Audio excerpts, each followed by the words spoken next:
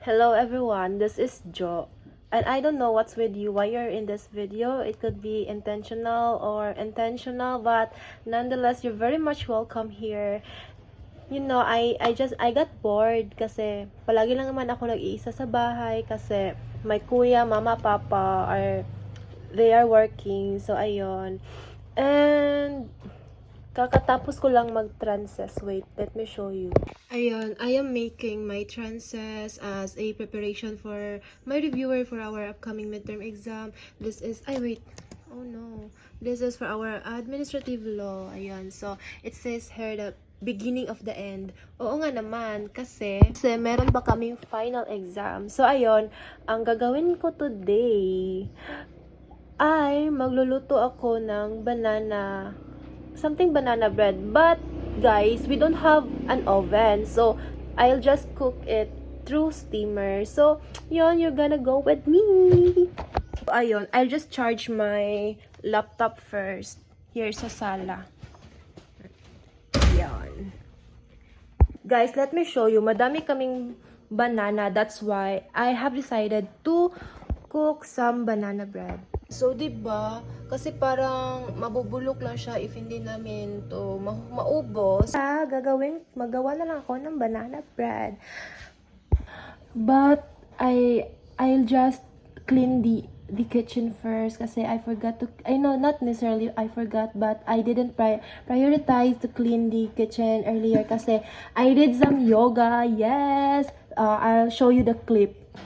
Right, I'll show you here na lang. Here, oh, diba?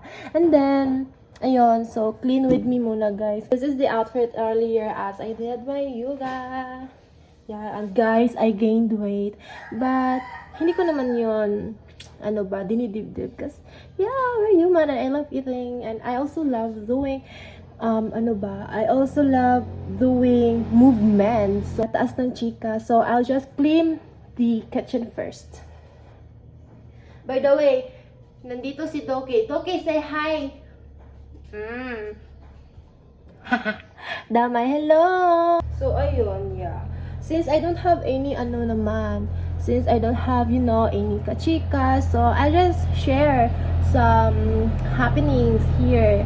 I just share what merely happened when I am just at home. Of course, the mga mga limpyuhon noon, it's all on me. Actually, later on, I'll gonna do laundry pa. Yun. I'm not complaining though because it is, for me lang it is better to have something you work on than having nothing at all. Wow!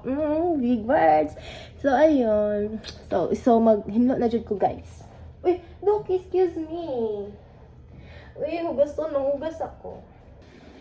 Kasi, guys, one thing about me, I don't want to cook if the kitchen kasi yung parang medyo makalat kasi yun din yung nakasanayan ko. So ang mangyayari is I'll clean it first before I'll cook. So yes.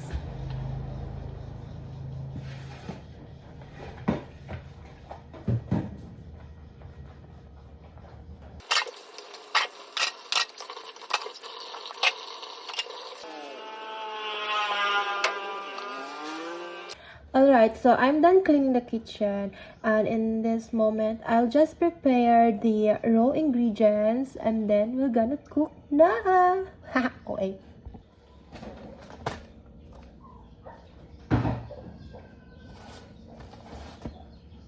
Have tissues. Have tissue. I just wipe this here.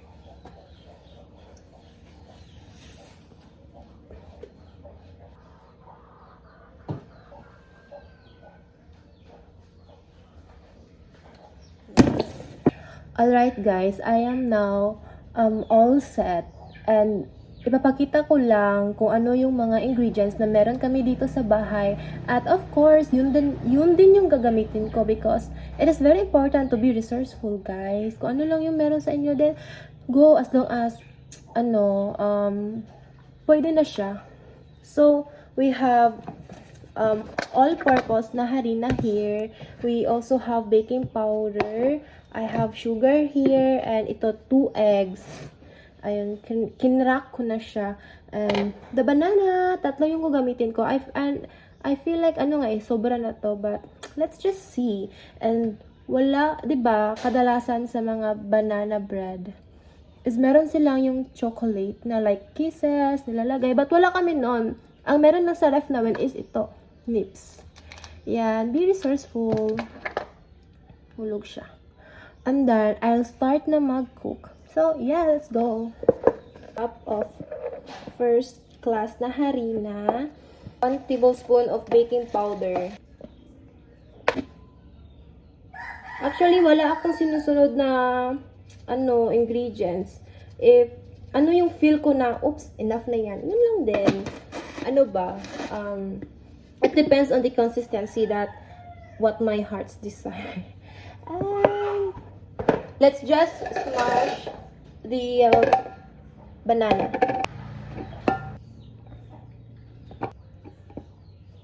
Ganyan. Manifesting na soon enough magkakaroon na ako ng oven kasi yung nasa vision ko is marami akong gustong lutuin, like cookies. Meron man kami dito but maliit lang siya, hindi siya for talaga yung na rin.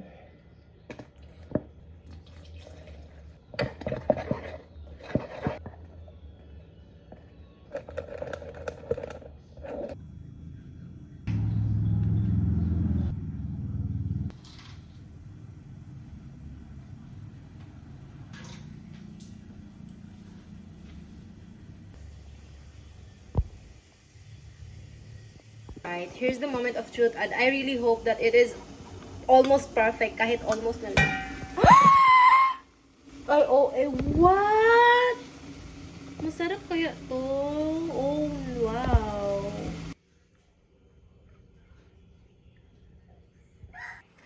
Alright, so here's the moment of truth. Look at that, guys. It's not that good, but it's not that bad either. So, have some bite. Thank you, Lord.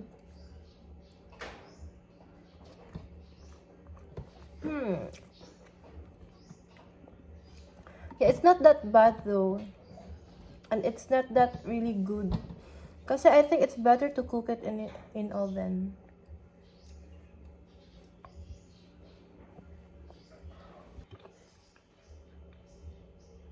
Yeah, I love it.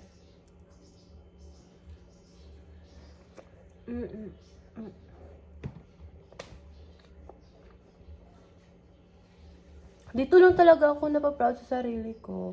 Whenever I got to cook some,